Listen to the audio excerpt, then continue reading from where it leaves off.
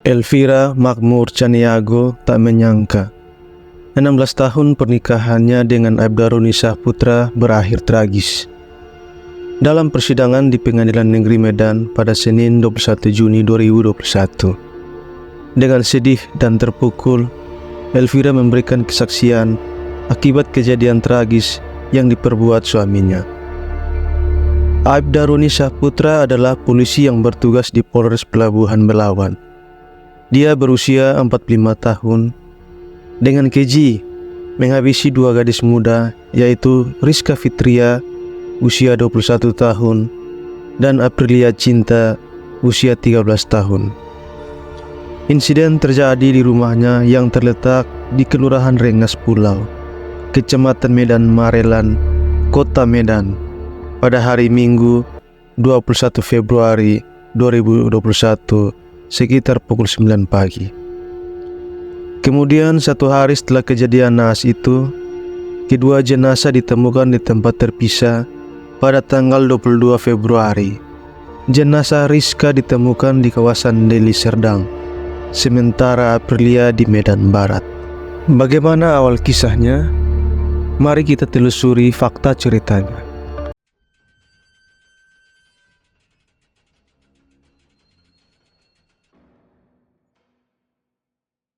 Rizka Fitria bekerja sebagai pekerja harian lepas di Polres Belawan, sekantor dengan Aibda Roni, dan sudah tentu Rizka mengenali Aibda Roni. Fakta terungkap bahwa pembunuhan tersebut berawal dari pertemuannya dengan Rizka dan Aprilia pada hari Sabtu 13 Februari lalu, sekitar pukul 15.30 sore. Rizka Fitria datang ke Mapolres Pelabuhan Belawan ditemani Aprilia Cinta untuk menanyakan perihal barang titipannya kepada salah satu tahanan yang tak kunjung sampai.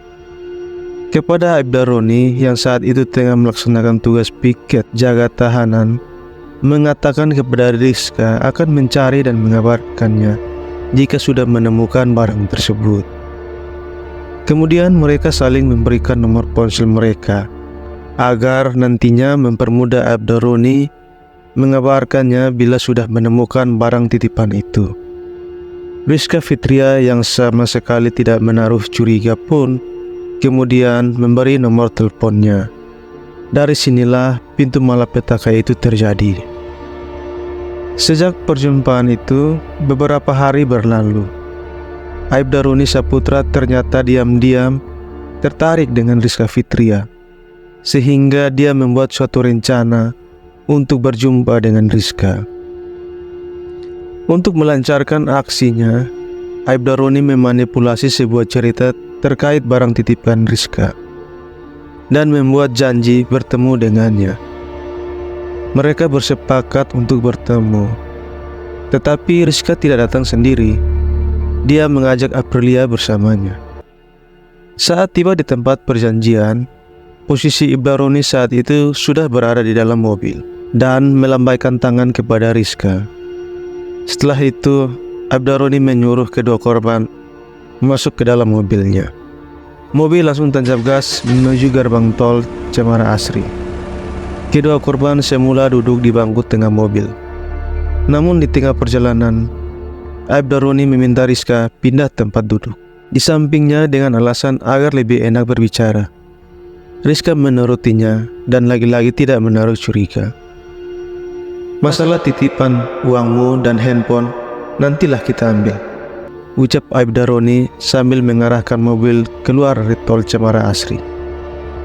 Lantaran sudah sangat bernafsu dan tertarik dengan tubuh Rizka Fitria, Aibda Roni lantas menarik tangan sebelah kiri korban dan sempat melakukan pelecehan seksual. Aibda Roni langsung melancarkan aksi jahatnya kepada Rizka. Saat melakukan aksinya, korban sempat melawan, namun Aibda Roni memborgol tangan korban. Aprilia Cinta yang duduk di bangku belakang sempat meneriaki pelaku agar menghentikan perbuatannya, namun Aibda Roni mengancam korban Aprilia untuk diam. Mobil berhenti di Hotel Alam Indah di Jalan Padang Bulan Medan. Saat di hotel, Roni berniat menyetubuhi Rizka. Namun saat itu Rizka masih dalam keadaan datang bulan, sehingga Abdaroni melampiaskan aksi bejatnya ke korban Aprilia yang masih berusia 13 tahun itu. Setelah selesai memperkosanya, kedua korban dibawa dengan mobil yang sama menuju ke rumahnya di kawasan Jalan Marelan.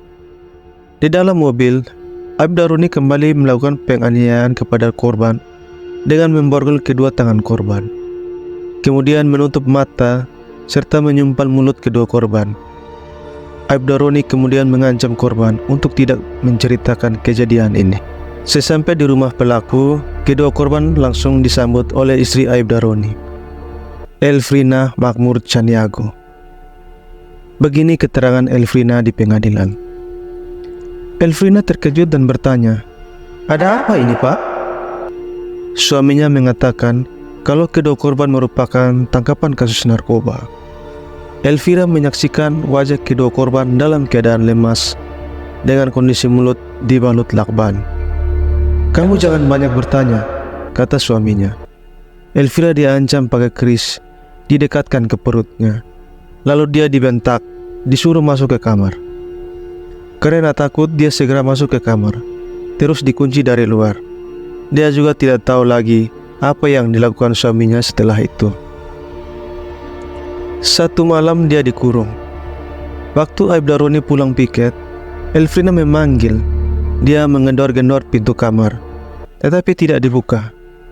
Baru keesokan harinya, hari Minggu pagi, dia dikeluarkan. "Ayo jalan-jalan," begitu kata suaminya. Setelah masuk ke dalam mobil, Elfrina kaget. Ternyata di mobil, persisnya di bangku belakang, kedua korban sudah tak bergerak.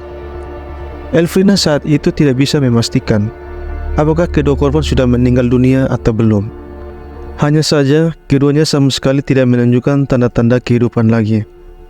Kondisinya sudah tidak dilakban dan tidak diikat lagi tangannya. Matanya tertidur.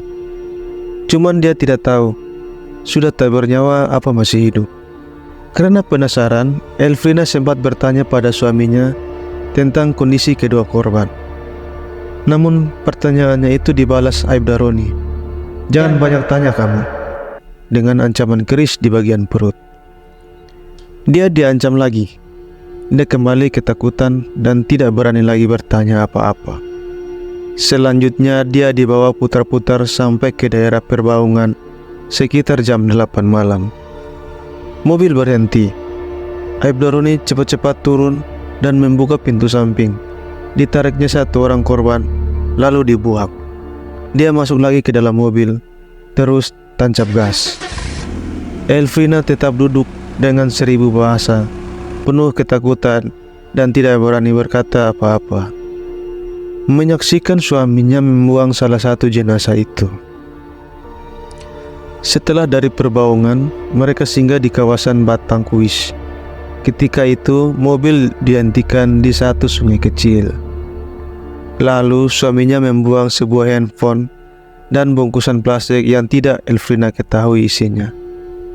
Dari sana, mereka pergi ke daerah Pulau Brayan, persisnya di sekitar Polsek Medan Barat. Di sana jenazah korban kedua dibuang. Lagi-lagi Elfrina diancam jangan buka mulut. "Kau jangan buka mulut, kalau enggak kau juga akan kubunuh."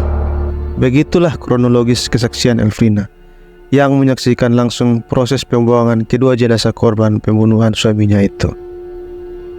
Dalam persidangan, Elfrina dicerca pertanyaan oleh majelis hakim terkait keikutsertaannya dalam kematian Rizka dan Aprilia.